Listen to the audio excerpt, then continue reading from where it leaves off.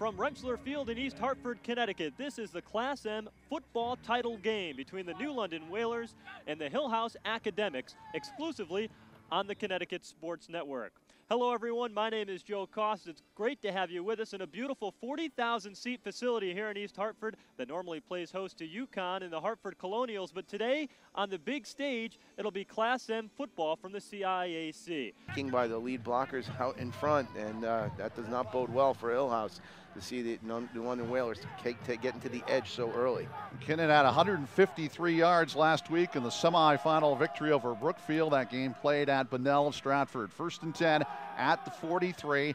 Here's the option running to his left, and this is Clemens, and he takes would-be tacklers with him all the way down inside the 30-yard line. Great second, third, and fourth effort by the quarterback there, and he picked up 15 and a first down.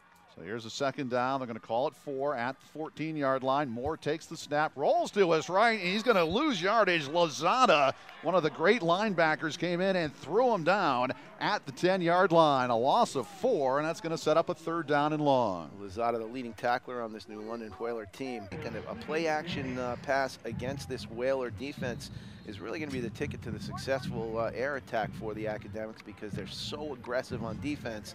It's going to make those linebackers freeze in their positions, and maybe. And with the score, New London nothing, Hillhouse nothing. Now let's go down on the field, and here's Sean McGrath. We're here with Coach Larson. Coach, what do you look to improve on in the second half offensively? We just got to execute. We got the things there. We just got to come out and play our game and execute the plays that we call. And defensively, what are you going to look to do? Keep doing what we're doing. No big plays over the top. All right, thanks, Coach. Welcome back to Rensselaer Field, the Class M football championship game underway. It's halftime between New London and Hillhouse in a scoreless game. Joe Koss, Sean McGrath with you here to break it down at halftime. Let's take a look at some of the highlights that we saw in the opening half. 4 minutes into the game, Hillhouse stopping New London at their own 9-yard line. And then Hillhouse, though, only a 16-yard punt from Moore puts New London at the Hillhouse 47. Trying to take advantage under 4 minutes to play in the first quarter. Deshaun Riley with a sack for Hillhouse brings down Joshua Clements, brings him down to the deck, and the turnover. And unfortunately for New London, unable to take advantage. Hillhouse will start at the 30-yard line, but they couldn't capitalize as well as New London's Stephon Dance on a drive gets to the first down at the end of the quarter, setting up New London nicely. But guess what? They can't take advantage of it either. New London with 11 minutes to play in the second quarter. Clements looking for Jason Pankowski. Couldn't connect with him. It was down at the 5-yard line. And then in the next play, Hillhouse sacking Clements, who fumbles it for a turnover. And 8 minutes left to play in the half. McKinnon on a 23-yard rush to the left-hand side. And Sean, McKinnon has really been the bright spot for this New London team here in the opening half of play. And they've gone to him, and it's been fairly effective.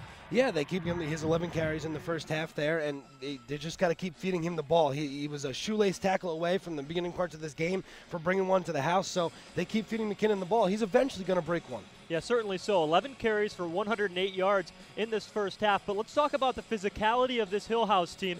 Hillhouse has certainly been tough, and the defense has really been the story of this game on both sides of the field. Well, defenses are shining for both these teams right now. On the side of New London, they're being aggressive. They're blitzing from all different various parts of the field, and it's sort of disguising those blitzes when they are blitzing. So they're just making it tough for Hillhouse to establish anything. And as we know, Hillhouse wants to run the ball, and they haven't been able to really run the ball because of these disguised blitzes. On the side of Hillhouse, they're doing the same thing. They're being even more aggressive. They are hitting hard. I was down there on the sideline, and some of these hits, man, I mean, you could feel it from up here. They are just flying to the ball. It certainly has been a physical brand of football, especially out of the Hillhouse camp. But let's talk about Hillhouse for a minute. Their offense, we highlighted Harold Cooper in the pregame show as being the player to go to, but Cooper has not been very successful offensively. 5 carries for 12 yards. Instead, they've decided to go with their senior. They've gone with Taurus Washington. Washington, 10 carries, but only for 53 yards in the first half.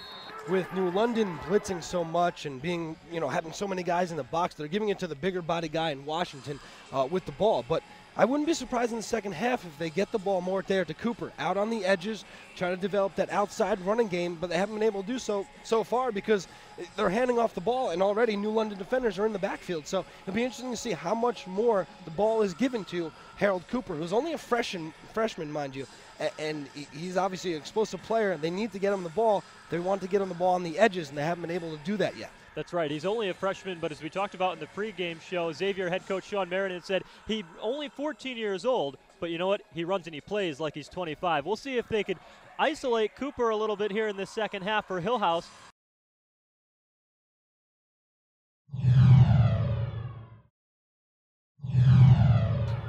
Hillhouse dodged the bullet there. I'm trying to get a good look at the number of the coverage, man. I can't tell whether it's a 6 or an 8.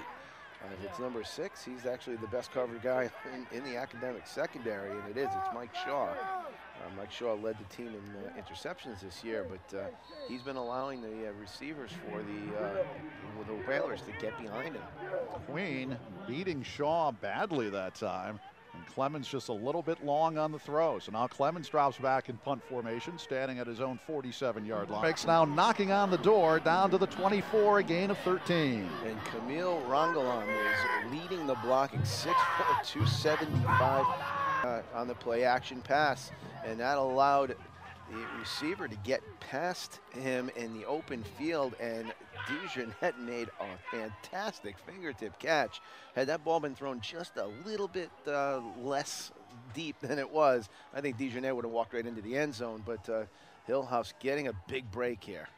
DeJournette coming off a receiving high a week ago of 65 yards against Gilbert, and you got 2/3 of that amount right there. 1st and 10 at the 12-yard line. Here's Moore on the keeper, and he spins inside the 10 and goes down at about the 9-yard line. This time try to set the ball up in the middle of the field. 3rd down. Here's the pitch to the left. And here's Cooper at the 5 to the 2. He's in the end zone. Touchdown, Hillhouse. Harold Cooper finally breaks the ice. It comes at the 11:08 mark, time remaining in the 4th quarter. And Cooper's touchdown makes it 6-0 for the Academics.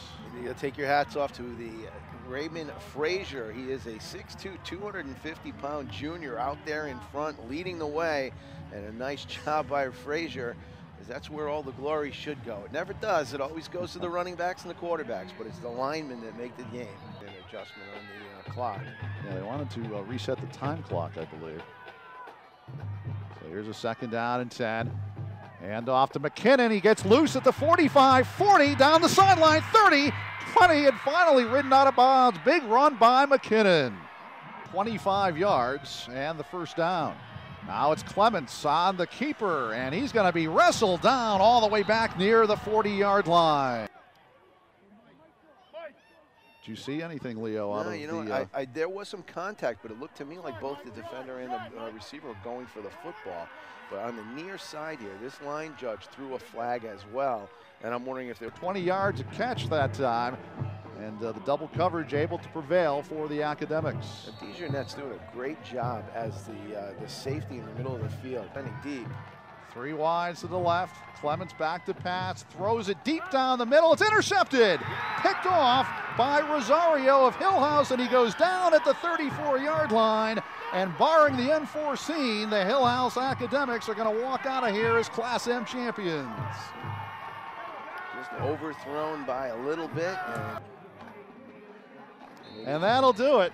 The Hillhouse Academics running onto the field. They are the Class M champions as they have shut out the New London Whalers by the score of 7-0 here at Rentschler Field in East Hartford. And let the celebration begin. Fantastic. If you would have told me it was going to be 7-0 at the beginning of this game, I would have been surprised.